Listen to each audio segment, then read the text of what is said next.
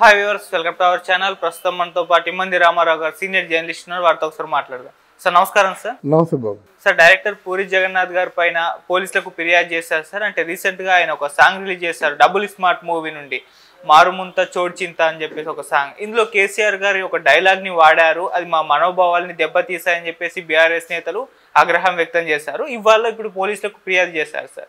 మరి ఏం జరిగే అవకాశం ఉంది? ఆ డైలాగ్ ఏమన్నా తీసే అవకాశం ఏమైనా ఉందా, లేకుంటే సినిమాని అడ్డుకునే ప్రయత్నం చేస్తాము అని కూడా చెప్పారు. మరి అటువంటి అవకాశం ఏమన్నా కనిపిస్తుంది అంటారా సార్? అంటే మొట్టమొదటిసారిగా సినిమాని వ్యక్తిగత జీవితాలతో పోల్చకూడదు, అర్థమైందా? సినిమాని ఎప్పుడు కూడా వ్యక్తిగత జీవితాలతో, కుల మతాలతో, వారి మనోభావాలతో పోల్చుకోకూడదు. తక్కువ ఖర్చుతో ఎక్కువ వినోదానికి వీలయ్యే విధంగా సినిమా పుట్టింది. అది రుచిగా ఉండేసరికి ఎగబడ్డారు జనం. ఇప్పుడు పావలా టికెట్లు 10 పైసల టికెట్లు కదా, పావలా అర్ధ. ఈరోజు ఆ పావలా టికెటే 100 రూపాయలు కదా. దానికోసం పుట్టింది. సినిమాని కేవలం వినోదంగానే తీసుకోవాలి కానీ వ్యక్తిగతంగా తీసుకోకూడదు. వ్యక్తిగతంగా తీసుకున్నట్టయితే మాలపిల్ల ఆడనిస్తారండి, రైతు బిడ్డ ఆడనిస్తారండి, గొల్లభామ ఆడనిస్తారండి. అంటే క్యాస్ట్ ముందున్న సినిమాలు ఏదైనా బయటకు వస్తాయా? తర్వాత మా విజయ్ చంద్ర తీశాడు ఆంధ్ర కేసరి అని. ఆ సినిమాలో కొన్ని లోపాలు ఉండొచ్చు. లోపాలు ఉన్నంత మాత్రం పోలీసుల దగ్గరికి వెళ్ళిపోవడం. ఇప్పుడు చరిత్ర తెలిసిన వాళ్ళు కొంతమంది ఉంటారు, తెలియని వాళ్ళు కొంతమంది ఉంటారు. ఈరోజు ఇప్పుడు కల్కి సినిమా తీశారు. సినిమా చేస్తే మొత్తం కల్కి నిండా బూతులే అని ఎవరో పండితులు వచ్చి చెప్తున్నారు. అయిపోయింది. ఇందులో సినిమా ఈజ్ ఎ క్రియేషన్. ఒక క్రియేటర్ ఏం చేస్తారంటే దీనికి ముడి పెట్టినట్టయితే కథ బ్రిస్క్గా ఉండి చూసిన వాళ్ళు మళ్ళీ ఇంకోసారి చూస్తారు, వ్యూవర్షిప్ పెరుగుతుంది, మన కలెక్షన్స్ పెరుగుతున్నాయి అన్నంతవరకే డైరెక్టర్ బ్రెయిన్ ఉంటుంది. సినిమాలు తీసిన వాడిగా నేను చెప్తున్నాను. అంతకుమించి ఏది లోతు వెళ్ళిపోయి ఆరాటం మనం ఏదైనా శ్రీభాష్య అపలాచారులమా, అయ్యో ఆయన చెప్పిందని పొరపాటు ఉందని ఆలోచించడానికి వాళ్ళలో పొరపాట్లు ఉండవు. మూల గురువులు మాకు బిఏ తెలుగు వచ్చారన్నమాట. ఆయన శ్రీభాష అపలాచారులు. మధు విద్య, అంటే మధురంగా ఉంటాయి వాక్యాలు అంటాం కదా. ఆ మధురంగా తీయగా తేనె వలకబోసినట్టు ఉండేటువంటి వ్యక్తి ఆయన. అంటే అలా మాట. ఆ సినిమా అలాగ ఉండాలి అంతే. సినిమా ఏంటంటే సినిమా ఇంకోలా ఉంటుంది. అది కన్నుల విందు, ఇది మనసుకు విందు. మనసు వేరు, కన్నులు వేరు. కళ్ళు చూస్తున్నప్పుడు మనం ఎప్పుడు చూడని ప్రాంతాన్ని చూస్తే అబ్బా అంటాం. కాశ్మీర్ చూసి ఒక్కసారి మైమరిచిపోతాం. ఎందుకు? చిన్నప్పుడు తిరుపతి కొండల మీదకి వెళ్ళేసరికి ఇది మరో వైకుంఠం అనుకుంటాం. అంతకుముందు చూడని ప్రాంతాలు. మనం లాజిక్గా ఆలోచించినా ఎంత ఎత్తున్నది ఇంకెవరు ఉంటారు? స్వామి ఉంటారు అనుకుంటామన్నమాట. లాజిక్కి స్టాండ్ అవుతుంది, సైంటిఫిక్గా ఉంది. అది అంటే అది బిలీవబుల్గా ఉంది కాబట్టి మళ్ళీ వస్తామన్నమాట. ఇది చెప్పేది ఏమిటంటే సినిమాకి అంత పవర్ ఉంటుంది. దయచేసి సినిమాలా చూడండి. ఇప్పుడు ఈయనకి అంటే వీళ్ళ బాధ ఏమిటంటే ఓడిపోయి ఉన్నారు. ఆ ఓడిపోయే మనుషులకి ఏ మాట అన్నా ఒక గాయమైనట్టుగా ఉంటుంది వీళ్ళ సైడ్ నుంచి.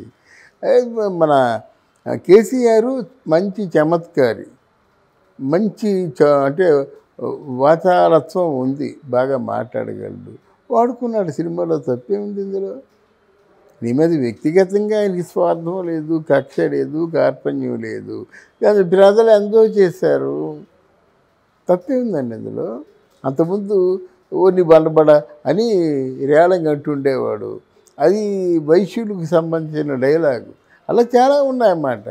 అంటే వాడుకలో ఉన్న పదాన్ని వాడుకుంటుండేవాళ్ళు. దీంట్లో తప్పు ఎందుకు ఉంటుంది? ఈయన వెళ్ళిపోయి మళ్ళీ పోలీస్ స్టేషన్లో కంప్లైంట్ ఏమిటి, ఆయన్ని అరెస్ట్ చేయమని చెప్పడం ఏంటి? పూరి జగన్నాథ్ తక్కువ వాడు కాదు, మంచి ఆలోచనాపరుడు.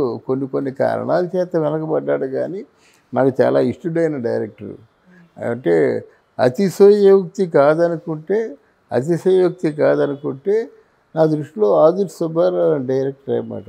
ఓ దాసరి నారాయణరావు గారు డైరెక్టర్. అని ఎప్పుడు పొరపాటు చేయడు. కనుక ఏంటి కేసులు పెట్టడం, కేసులు మాట్లాడడం, సినిమా మేకర్నేమో తక్కువగా చూడడం నాకు వ్యక్తిగతంగా నచ్చదండి. అంటే సినిమా వాడే ఉన్నాడా, ఇంకెవరు లేరా? అది ఆ పార్టీ వాళ్ళు కూడా పెద్ద మనసు చేసుకొని ఆలోచించాలి. ఏముంది ఇదేది కాదు సినిమా అనుకుంటే ఈ గొడవలే ఉండవు. అలా కాకుండా ఇంకేదైనా ఉందనుకోండి, అప్పుడు మరి అనవసరమైన రచ్చ కదా ఇది. నన్ను అడిగితే బీఆర్ఎస్ వాళ్ళదే తప్పు అంటారు. ఇందులో పూరి జగన్నాథ్ తప్పు ఏమీ లేదు. ఓ సినిమా అండి వాడుకుంటాడు. అంటే ఇప్పుడైతే ఫిర్యాదు చేశారు కదా సార్, మరి ఆ డైలాగ్ని తీసే యోచనలో ఏమైనా డైరెక్టర్ గారు ఉన్నారనుకోవచ్చా? ఒకవేళ గవర్నమెంట్ తీసేయమని చెప్పింది అనుకోండి, అది తీసేస్తారండి. అది పెద్ద వాళ్ళకి పెద్ద ప్లస్ పాయింట్ అవ్వద్దు.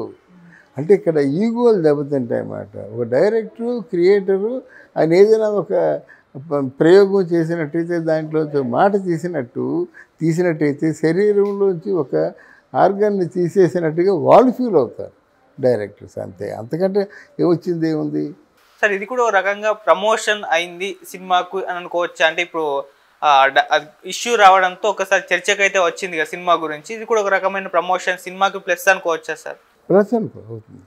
ప్లస్ అవుతుంది. మీకు అథారిటీ దారేది సినిమా ఎంత గుండెలు బద్దలు చేసింది తెలిసిన సినిమా లీక్ అయిపోయింది. ఇది సినిమా ఆడుతుందో ఆడదనుకున్నా, నేను అనుకున్నా. సినిమాలో ఒక పాటలు ఏమో ముఖ్యమైన సీన్స్ లీక్ అయ్యాయి అంటే చాలా ఆందోళన పడ్డాం. అటువంటి అథారిటీ దారేది ఎక్కడికి వెళ్ళి ఆగింది. కొన్ని ప్లస్ అవుతాయండి. అయినా పూరి జగన్నాథ్ చావో బ్రతుకు అనేటువంటి ఉద్దేశంతో తీస్తున్న సినిమా అది మనకి ఇస్మార్ట్ శంకర్ బాగా హిట్ అయింది. డబల్ ఇస్మార్ట్ శంకర్ అని చేసి పెట్టాడు. అంటే కమర్షియల్గా చాలా అంశాలు ఉంటాయి. సినిమా తప్పకుండా హిట్ అవుతుందని నా ఆలోచన. సార్ లైగర్ ఇంపాక్ట్ ఇప్పుడు ఈ సినిమా పైన ఏమన్నా ఉంటుందా? అంటే లైగర్ మనం చూసాము, చాలా ఘోర పరాభవం చూసాము. లైగరు ఓపెన్గా చెప్తున్నాను, పూరి జగన్నాథ్ ఆ ప్రయత్నం చేయడం తప్పు. రెండవది ఈయన విజయ్ దేవరకొండని చాలా విగరసగా చూపించాడు. దానికి తగ్గ సన్నివేశాలని అల్లుకోకపోవడం తప్పు. తర్వాత